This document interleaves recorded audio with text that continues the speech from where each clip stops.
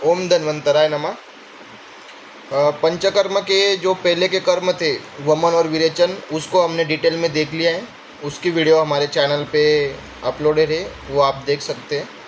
अभी हम देखते हैं बस्ती कर्म। और बस्ती कर्म में अनुवासन बस्ती, निरोह बस्ती, इसका हम डिटेल में देखेंगे। अभी स्टार्टिंग करते हैं उत्पत्ति। बस्ती की जो उत्पत्ति है वो बस्ती शब्द की उत्पत्ति बस धातु में तीज प्रत्यय लगने से होती है, जिसका शाब्दिक अर्थ है मूत्र का आवरण करना।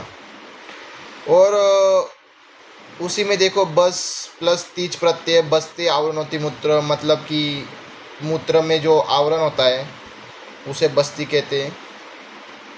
नाभिर अधोभागे मूत्रधारे, वसनम दशयाम, ये अमरकोश ने कहा है। औषधन अर्थे द्रव्य भेदे, ये वाचस्पत्यम ने कहा है। बस्ती नाम दियते इति बस्ती, अष्टांग हृदय द्वारा इसका वर्णन किया गया है। अभी हम सीधा आते परिभाषा पर। तो परिभाषा में देखते हैं, नाभि प्रदेशम कटि पार्श्वम कुक्षि गत्वा शकृद्दोषयम विलोड्य सस्नेहम कायम स पुरुष दोष सम्यक सुखनेति च यस बस्ती, चरक सिद्धिस्थान का श्लोक है। नाभि प्रदेश, कटी, पार्श्व तथा उदर में जाकर मल एवं दोषों के संशयों को विलोडित कर शरीर का स्नेहन कर पुरुष एवं दोषों के साथ जो सुखपूर्वक सम्यक रूप से बाहर आती है उसे बस्ती कहते हैं। यह इसकी परिभाषा है। अभी देखते शारंगधर संहिता के अनुसार, बस्तिर विधीयते यस्मात् तस्मात् बस्तिर स्मृतम। बस्ती कर्म हेतु बकरे आदि के बस्ती मूत्राशय द्वारा औषधि प्रदान की जाती है, इसलिए बस्ती कहते हैं। अथवा इसके द्वारा सर्वप्रथम बस्ती प्रदेश में औषधि जाती है, इसलिए बस्ती नाम से कहा जाता है। अभी देखते हैं अर्ध चिकित्सा के रूप में बस्ती की प्रधानता। शाखा, कोष्ठ, मर्म प्रदेश, शरीर के ऊर्ध्व भाग या सभी अंग प्रत्यंग में जो भी रोग होते हैं, उन रोगों में वायु छोड़कर अन्य कोई दोष की उनकी उत्पत्ति में कारण नहीं होता है। वायु ही मल, मूत्र, पित्त आदि मलाशयों का विक्षेप यानी कि विभाग तथा संघात सहयोग करने वाली होती है। उस बढ़ी हुई वायु के शांति हेतु बस्ती को छोड़कर अन्य कोई भेषज नहीं है। इसलिए सभी विद्वान पुरुष बस्ती को चिकित्सा का अर्ध भाग मानते हैं, तथा कुछ विद्वानों के मत से सभी रोगों की चिकित्सा बस्ती है, क्योंकि इसमें मेनली जो वात वायु होता है, उस दोष को छोड़कर उत्पत्ति में कारण और कोई होता ही नहीं है। अभी देखते बस्ती के सामान्य गुण। आचार्य चरक अनुसार, शब्दाश्च ये संकति चिताश्च एपि ये पंगवो एपि च भग्न रुग्णः एषां स शाखासु चरन्ति वाताशस्तो विशेषण ही तेषु बस्तित्वता। जिन व्यक्तियों का शरीर जकड़ गया हो, संकुचित हो गया हो, या व्यक्ति पंगु हो गया हो, जिनकी हड्डी टूट गई हो, जिनके शरीर में वेदना होती हो और जिनकी शाखाओं में कुपित हुई वायु गमन करती रहती है, ऐसे व्यक्तियों में विशेष रूप से बस्ती का प्रयोग उत्तम होता है। अभी हमने बस्ती की उत्पत्ति, परिभाषा, उसकी प्रधानता और मतलब अर्ध चिकित्सा और उसके सामान्य गुण देख लिए हैं। अभी हम देखते हैं बस्ती की प्रधानता कि शाखागता कोष्ठस्थाश्च रोगाः मर्दव सर्वावयव वांगयाश्च ये संति तेषा ही कश्चिदन्यो वायो परम जन्मनि हेतुरस्ति, चरक सिद्धिस्थान का श्लोक है। शाखा, कोष्ठ, मर्म प्रदेश, शरीर के ऊर्ध्व भाग या सभी अंग प्रत्यंग में होने वाले जो कोई भी रोग होते हैं, उन रोगों में वायु छोड़कर अन्य कोई विमर्श दोष उनकी उत्पत्ति में कारण नहीं होता है। हमने पहले भी बात की थी कि वायु प्रकोप जिन इसमें वायु का कारण होता है रोग उत्पत्ति में, उसमें सर्वश्रेष्ठ बस्ती कहा गया है, इसलिए बस्ती इसमें प्रधान होती है। अभी देखते हैं बस्ती की श्रेष्ठता। शीघ्रम एवं सुखपूर्वक मलों का शोधन करता है। शीघ्र अपतर्पण करने से, शीघ्र ही तर्पण करने से, किसी भी प्रकार के उपद्रवों का भय न होने से अन्य चिकित्सा विधियाँ बस्ती चिकित्सा के समान नहीं है। अर्थात सभी चिकित्सा विधियों में बस्ती चिकित्सा सर्वश्रेष्ठ है। ये पॉइंट थोड़ा इम्पोर्टेंट है, एमसीक्यू में आ सकता है कि बस्ती मतलब सभी चिकित्सा विधियों में बस्ती श्रेष्ठ है। और श्रेष्ठ है तो क्यों श्रेष्ठ है? क्योंकि इनको उपद्रव का भय नहीं रहता है। अभी नेक्स्ट पॉइंट देखते हैं, स्वस्थ एवं आतुर पुरुषों में बस्ती कर्म की उपयोगिता। बस्ती कर्म की उपयोगिता में देखते हैं कि कौन से पॉइंट है। स्वास्थ्य रक्षण हेतु, स्वास्थ्य वर्धन हेतु, स्वस्थ पुरुषों में रसायन एवं वाजीकरण हेतु, उत्तम संतान प्राप्ति हेतु, आतुर पुरुषों में बस्ती प्रयोग, व एवं वस्तु एवं आतुर में सर्व अर्थकारी बस्ती। ये तो हो गए इसके बस्ती कर्म की उपयोगिता। अभी बस्ती के भेद देखते हैं। जैसे हमने पहले बात की थी कि बस्ती को आज हम डिटेल में देखने वाले, तो उनके अकॉर्डिंग टू मतलब किसके द्वारा उसके कितने टाइप्स बताए वो सब देखते हैं आज। कि बस्ती के भेद, द्विविध भेद से बस्ती दो प्रकार से देखते तो तत्र द्विविधा बस्ती ही नैरुहिक स्नेहिकश्च। ये सुश्रुत द्वारा बस्ती के दो भेद हैं, निरूह बस्ती, स्नेह बस्ती। ये श्लोक सुश्रुत का है, लेकिन निरूह और स्नेह बस्ती ये दोनों शारंगधर और भाव प्रकाश ने भी माने हैं। अभी त्रिविध भेद से देखते हैं आचार्य चरक द्वारा। अनुवासनम निरूहश्च उत्तर बस्तीश्च त्रिविधम। निरूह बस्ती, अनुवासन बस्ती और उत्तर बस्ती। चरक वाग्भट और रुद्र भागवत द्वारा तीन बस्ती का उल्लेख किया गया है। अभी देखते हैं दोष उत्क्लेशक बस्ती। इसके मतलब पहले 3 पॉइंट ये हो गए, 3 बस्ती हो गए, अभी और 3 माने हैं। दोष उत्क्लेशक बस्ती, दोष शुद्धिकर बस्ती और दोष शामक बस्ती, अथवा पूर्व उत्क्लेशन, मध्य दोषरम, पश्चात संशयवनय बस्ती, इनका भी वर्णन आता है। बस्ती और 3 प्रकार से आती है, कर्म बस्ती, काल बस्ती और योग बस्ती। इसकी हम संख्या भी देख लेते हैं कि टोटल अनुवासन और निरूह बस्ती की संख्या आचार्य चरक ने कहा है 54। उसमें है 21 निरूह बस्ती है और 33 अनुवासन बस्ती है। तो निरूह बस्ती के कर्म काल और योग बस्ती में टोटल कितनी आती है, और अनुवासन के कर्म काल योग बस्ती में कितनी आती है, वो हम आगे देखते हैं। निरुक्ति निर्देश संख्या दोषों के विकल्प के अनुसार यथाक्रम कर्म बस्ती, काल बस्ती एवं योग बस्ती का विभाजन किया गया है। अभी हम देखते हैं कर्म बस्ती। केवल वात रोगों में प्रयोग तथा शरीर में अधिक बल होने पर प्रयोज्य। इसमें कुल 30 बस्तियों का प्रयोग किया जाता है। सर्वप्रथम एक अनुवासन देकर तत्पश्चात एकांतर क्रम से 12 अनुवासन एवं 12 निरूह बस्ती तथा अंत में 5 अनुवासन बस्ती का प्रयोग करता है। पहले 12 अनुवासन बस्ती, उसके बाद 12 निरूह बस्ती, फिर अंत में 5 अनुवासन बस्ती। इस क्रम से कर्म बस्ती दी जाती है। और कर्म बस्ती की संख्या कितनी है? 30 है। ये भी इंपॉर्टेंट पॉइंट है, याद रखना। काल बस्ती और कर्म बस्ती दी जाती है वात रोगों में। काल बस्ती पित्त संसृष्टम वात विकारों में प्रयोग तथा शरीर में मध्यम बल होने पर। कर्म बस्ती थी अधिक बल होने पर, काल बस्ती है मध्यम बल होने पर और पित्त विकारों में दी जाती है। इसमें कुल 16 बस्तियों का प्रयोग किया जाता है। सर्वप्रथम एक अनुवासन देकर तत्पश्चात एकांतर क्रम से 6 अनुवासन एवं 6 निरूह बस्ती का, अंत में 3 अनुवासन बस्ती। उसमें हमने देखा था 12 अनुवासन बस्ती, 12 निरूह बस्ती और 5 अनुवासन बस्ती अंत में। इसमें है 6 अनुवासन बस्ती प्रारंभ में, उसके बाद 6 निरूह बस्ती और अंत में 3 अनुवासन बस्ती। ये याद रखिए। लास्ट पॉइंट है योग बस्ती। जैसे वो वात पित्त में यूज़ करते हैं, वैसे अभी योग बस्ती कफ संसृष्ट अथवा वात का बल अति तीव्र न हो तब प्रयोग करते। इसमें कुल 8 बस्तियों का प्रयोग है। सर्वप्रथम एक अनुवासन देकर तत्पश्चात एकांतर क्रम से 3 अनुवासन एवं 3 निरूह बस्ती तथा अंत में 1 अनुवासन बस्ती का प्रयोग करते हैं। अभी देखते हैं चतुर्विध भेद।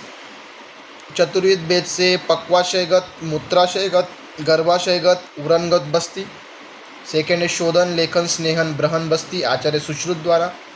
फिर है लेखन, ब्रहन, पिच्छिल और दीफन बस्ती आचार्य शारंगधर द्वारा। यह है चतुर्विध भेद से। अभी हम देखते हैं कर्मानुसार बस्ती के भेद। आस्थापन बस्ती दोष एवं दुष्य के अनुसार विविध प्रकार के द्रव्यों के संयोग से निर्मित की जाती है। उसके भेद, स्वरूप, उत्क्लेशन, शोधन, शमन, लेखन, ब्रहन, रसायन, वाजीकरण, पिच्छा बस्ती, दीपन, चक्षुष्य, संग्राही, वर्ण प्रसादन तथा माधु तैलिक आदि बस्तियाँ हैं। माधु तैलिक का पर्याय यापन, युक्तरत, दोषर एवं सिद्ध बस्ती भी है। अगर यापन बस्ती का वर्णन बहुत जगह आता है तो वो माधु तैलिक का पर्याय नियम है। इनके नामों से ही इन बस्तियों का स्वरूप बता दिया गया है। तो हम बस्ती वर्गीकरण देख लेते हैं। बस्ती वर्गीकरण में है बाह्य बस्ती, उसके टाइप से कटी बस्ती, ग्रीवा बस्ती, जानु बस्ती, शिरो बस्ती, उरो बस्ती और उरन बस्ती। अभी देखते हैं आंतरिक बस्ती। आंतरिक बस्ती के भेद है निरूह, अनुवासन और उत्तर बस्ती, जो हम अभी देख रहे हैं। ये आंतरिक बस्ती के भेद है, याद रखिए। अधिष्ठान अनुसार पक्वाशयगत, मूत्राशयगत और गर्भाशयगत। और अन्य भेद है द्रव्य प्राधान्य अनुसार। द्रव्य प्राधान्य अनुसार कषाय बस्ती, स्नेह बस्ती, रक्त बस्ती।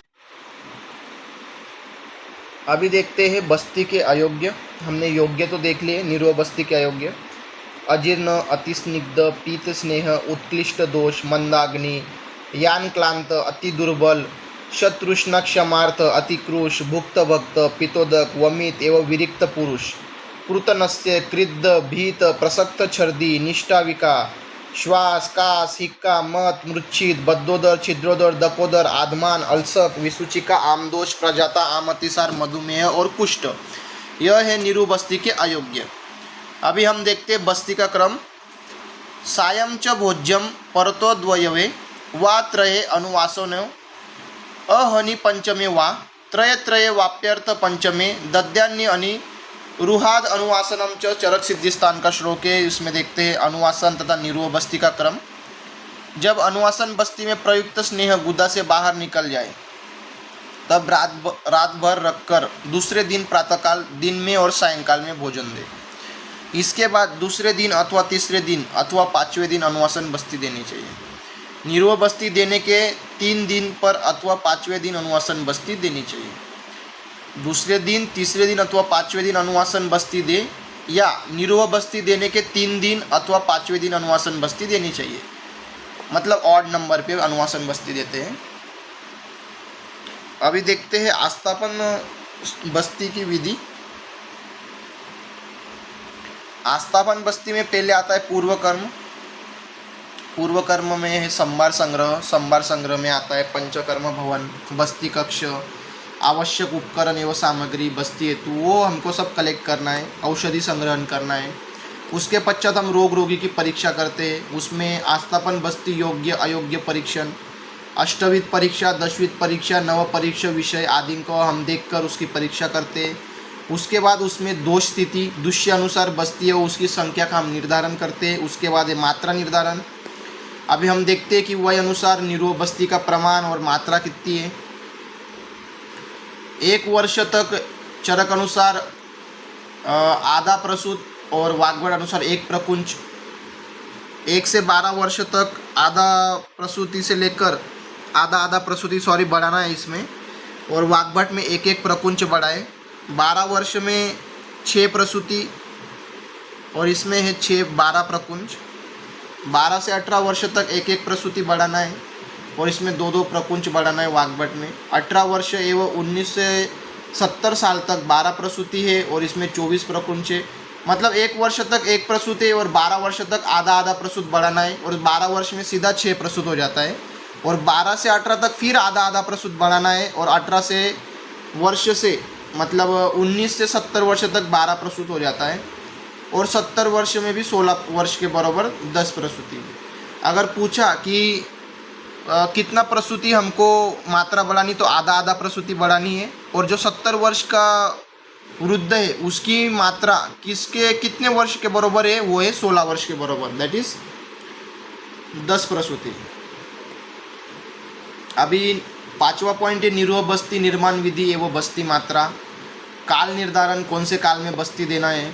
उसके बाद पूर्व कर्म के बाद आता है प्रधान कर्म। प्रधान कर्म में देखते हैं बस्ती प्रणिधान, शयन विधि, बस्ती पुटक में औषध भरने की विधि जो हमने पहले इंस्ट्रूमेंट देखा था, फिर बस्ती प्रणिधान, बस्ती दान उपरांत कर्तव्य, बस्ती प्रत्यागमन एवं निरीक्षण, सम्यक आदि लक्षण। ये प्रधान कर्म के बाद हम देखते हैं सम्यक आदि लक्षण। सम्यक आदि लक्षण में है, पहले देखते हैं सम्यक लक्षण आचार्य चरक द्वारा। प्रसृष्ट विन्मूत्र समीरत्वन् रुच्च अग्निवृद्धया क्षय लाघवानिच रोगोपशांति प्रकृतिस्था च बलम ततस्यात् सुनिरुद्धलिंगम, चरक सिद्धिस्थान का श्लोक है। मल मूत्र एवं वायु की सम्यक प्रवृत्ति होना, मल पित्त कफ एवं वायु क्रम से बाहर निकलना, जठराग्नि वृद्धि तथा भोजन में रुचि होना, शरीर में तथा पक्वाशय से आशय में लघुता होना, रोगों की शांति होना, दोषों का प्राकृत अवस्था में होना। अभी हम देखते हैं बल, और इसमें 6 पॉइंट हो गए। 7वां पॉइंट है बल की वृद्धि होना। ये सब पॉइंट है सम्यक लक्षण। अभी हम देखते हैं अयोग लक्षण। अयोग लक्षण में है पुरुष में अल्प गुण अल्प मात्रा वाली बस्ती तथा अल्प वेग से बस्ती देने से अयोग दुर्निरूढ़ के कारण लक्षण मिलते हैं, यथा शिरशूल, हृदयशूल, गुदाशूल एवं बस्तीशूल ये सब अयोग के लक्षण हैं।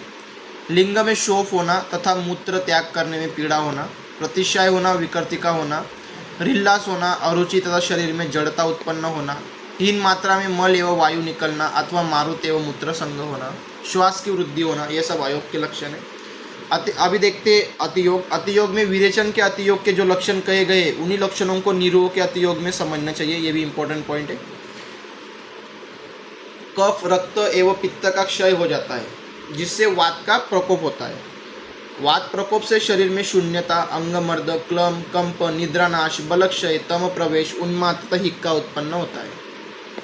मूर्छा, गुदभ्रंश, कफ का अतिमात्रा में नाव एवं शूल की उत्पत्ति होना, ये सब अतियोग के लक्षण हैं। अभी हम देखते हैं बस्ती व्यापद एवं प्रतिकार। उसमें देखते हैं पश्चात कर्म, ये बस्ती व्यापद एवं प्रतिकाम ये प्रधान कर्म में था। अभी हम देखते हैं पश्चात कर्म। पश्चात कर्म में पहले है पथ्य अपत्य, फिर है परिहार विषय और बस्ती के व्यापद देखते हैं। और ये जो है नेत्र दोष, पुटक दोष, बस्तीदाता दोष, बस्ती प्रयोग दोष, ये मोस्ट इम्पॉर्टेंट टॉपिक है। चरक सिद्धि स्थान में भी इसका वर्णन किया है और अकॉर्डिंग टू AIPGT एग्जाम आपको इनकी संख्या और इनके नंबर मतलब कौन से किस में आते हैं वो आपको याद रखना है। जैसे नेत्र दोष 8 है, ह्रस्व, दीर्घ, तनु, स्थूल, जीर्ण, शिथिल, बंधन, पार्श्व, छिद्र, वक्र। पुटक दोष भी 8 है, विषम, मांसल, छिन्न, छिद्रयुक्त, स्थूल, शिराजाल, वातल, स्निग्ध और क्लिन्न। बस्तीदाता के दोष 10 है, सवात, अतिधृत, उत्क्षिप्त, तिर्यक, उपलुप्त, कंपित, अति, बाह्यक, मंद, अतिवेग, ये बस्तीदाता के दोष है। अभी देखते हैं बस्ती प्रयोग के दोष। बस्ती प्रयोग के 12 दोष है, तिर्यक, प्रणित नेत्र, चलित नेत्र, शनय दंत, अति पीड़ित बस्ती, शीत, अति उष्ण, अति स्निग्ध, अति रुक्ष, तनु, अल्पमात्रा, अलवन, अतिमात्रा, सांद्र बस्ती, क्षाम, व्यक्ति, अति लवन, यह सब बस्ती के दोष है, ये आपको याद रखना है। अभी निरुव बस्ती हो गया और इसमें अभी हम देखते हैं लास्ट पॉइंट अनुवासन बस्ती। इस एक लेक्चर में आपका टोटल बस्ती के जो भेद है द्विविध, त्रिविध, चतुर्विध और उसमें मेन अनुवासन बस्ती, निरुव बस्ती सब कवर हो जाएगा और उसके सम्यकादि लक्षण, उसके दोष अकॉर्डिंग टू AIPGT जो MCQ आते हैं वो भी, और अगर आपको यूनिवर्सिटी एग्जाम में आता है एक्सप्लेन बस्ती इन डिटेल और निरुव और अनुवासन बस्ती वो भी आपका इसमें कवर हो जाएगा। तो उसकी उत्पत्ति देखते हैं। अनुवासन अनुपसर्ग प्लस वास धातु प्लस ल्यूट प्रत्यय भूपादिपि सब सुरभि करने वैद्यकोक्त स्नेहादयी बस्ती कर्मानिच वाचस्पत्यम का कहा गया है। परिभाषा देखते हैं। अनुवसन्नपि दृष्ट्य दुष्यसनो दिवसम दियति इति अनुवासनः सूत्रस्थान सुश्रुत चिकित्सा स्थान का श्लोक है। अभी देखते हैं अनुवासन बस्ती स्नेह बस्ती का विकल्प है। स्नेह बस्ती को अनुवासन बस्ती कहते हैं। शरीर के अंदर रहने पर भी जो शरीर को दूषित नहीं करती अथवा प्रतिदिन जिसका प्रयोग किया जा सकता है उसे अनुवासन कहते हैं। इंपॉर्टेंट परिभाषा है। अभी देखते हैं जिस बस्ती द्वारा शरीर के स्नेह हेतु दोष एवं रोगों के अनुसार औषधियों से सिद्ध तैलादि स्नेह दिया जाता है उससे अनुवासन बस्ती कहते हैं। अनुवासन का मतलब सिंपल है स्नेह। स्नेह बस्ती स्नेह विधि अध्याय में 4 प्रकार के स्नेहों का वर्णन किया गया है। अनुवासन बस्ती के भेद चक्रपाणी डल्लन प्रमाणानुसार स्नेह बस्ती का भेद। पहला है स्नेह बस्ती, उसकी जो ये मात्रा बहुत मोस्ट इम्पॉर्टेंट टॉपिक है। ये मात्रा स्नेह अनुवासन और मात्रा बस्ती की मात्रा कितनी है और उनको कौन सी मात्रा कहते हैं। जैसे स्नेह बस्ती उसकी 6 पल और उत्तम मात्रा है। अनुवासन बस्ती स्नेह बस्ती अनुवासन बस्ती में 3 पल मध्यम मात्रा और मात्रा बस्ती सबसे कम 1.5 पल और उसकी मात्रा है कनीयसी मात्रा। ये आपको याद रखना है। अभी देखते हैं अनुवासन बस्ती प्रयोग काल। वसंत बस्ती ये भी मोस्ट इम्पॉर्टेंट टॉपिक है। एमसीक्यू और एमसीक्यू से तो बहुत इम्पोर्टेंट है। वसंत बस्ती प्रयोग काल शीतकाल अर्थात शिशिर और हेमंत ऋतु में वसंत ऋतु में दिन में अनुवासन बस्ती देनी चाहिए। जो शीतकाल है उसमें अब अनुवासन बस्ती दिन में देते हैं और जो उष्ण काल है शरद ग्रीष्म और वर्षा ऋतु उसमें रात्रि में अनुवासन बस्ती देनी चाहिए। अनुवासन बस्ती देते समय स्नेहपान में बताए हुए रोगी की रक्षा करते हुए अनुवासन का प्रयोग करना चाहिए। अभी हम उसके योग्य और अयोग्य रोगी देखते हैं। पहले देखते हैं योग्य रोगी। निरुआ के योग्य में विशेषता रुक्ष शरीर, तीक्ष्ण जठरग्नि व्यक्ति, केवल वात रोग से पीड़ित में अनुवासन देना चाहिए। इनमें अनुवासन बस्ती प्रधान मानी जाती है। सेकेंड पॉइंट, जिस प्रकार वृक्ष के मूल में जल डालने से वह वृक्ष हरा भरा हो जाता है, उसी प्रकार अनुवासन से शरीरगत धातुएं बलवान हो जाती है। अभी देखते हैं अनुवासन बस्ती के अयोग्य। निरुए के अयोग्य में एवं अभुक्त भक्त, नवज्वर, पांडुरोग, कामला, प्रमेह, अर्श, प्रतिशाय, अरोचक, मंदअग्नि, दुर्बल, प्लीहा रोग, कफज उदर रोग, उरुस्तंभ, अतिसार, विष, गर्पित, पित्तज एवं कफज अपिशंद्य, गुरुकोष्ठी, श्लीपद, गलगंड, अपची तथा कृमिकोष्ठी में अनुवासन बस्ती नहीं देनी चाहिए। ये थे ऊपर थे उनके योग्य रोगी, ये थे उनके अयोग्य रोगी। अभी देखते हैं अनुवासन बस्ती विधि। विधि में है पहले, अभी देखते जैसे हमने पहले देखे थे पूर्व कर्म, प्रधान कर्म और पश्चात कर्म। अभी हम देखते हैं पूर्व कर्म। पूर्व कर्म प्रथम संभार संग्रह, द्वितीय रोग रोगी परीक्षा, तृतीय मात्रा निर्धारण, चतुर्थ है काल निर्धारण। दो मात्रा और काल हमने उसमें देख लिए थे कि मात्रा कैसे निर्धारण करते हैं, कौन से काल में बस्ती दी जाती है। दोष दूष्य अनुसार बस्ती की संख्या हमें निर्धारण करनी है कि कितनी बस्ती देनी है। अनुवासन पूर्व आहार व्यवस्था, उसको आहार क्या खिलाना है बस्ती के पहले, और आतुर सिद्धता। अभी देखते हैं प्रधान कर्म। प्रधान कर्म में चार आते हैं, बस्ती प्रणिधान, बस्ती के अनंतर कर्म, बस्ती प्रत्यागमन और बस्ती के सम्यकादि लक्षण। ये चार प्रधान कर्म, उसमें हम देखते हैं सम्यकादि लक्षण।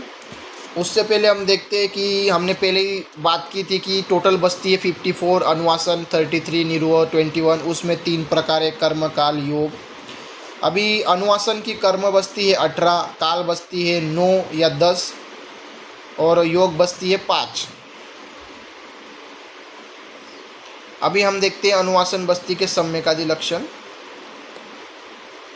सम्यकादि लक्षण में पहले है कि अनुवासन चरक द्वारा अनुवासन बस्ती में दिया हुआ तेल मल के साथ गुदा मार्ग से बिना किसी रुकावट के बाहर आ जाता है, अथवा दिया गया स्नेह वायु एवं मल के साथ ओछ चोष के बिना शीघ्र वापस आ जाता है। रक्तादि धातुएं वृद्धि एवं इंद्रियों को प्रसादन होता है। थर्ड पॉइंट है सम्यक रूप से निद्रा आती है, शरीर में लघुता एवं बल की वृद्धि होती है।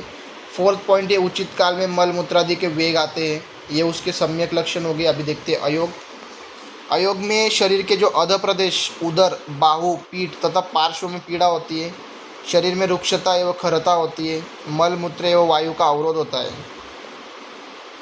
अभी देखते हैं अतियोग। अतियोग में रिल्लास, क्लम एवं शरीर में शिथिलता, दाह, मोह एवं मूर्छा, विकृति उत्पन्न होती है।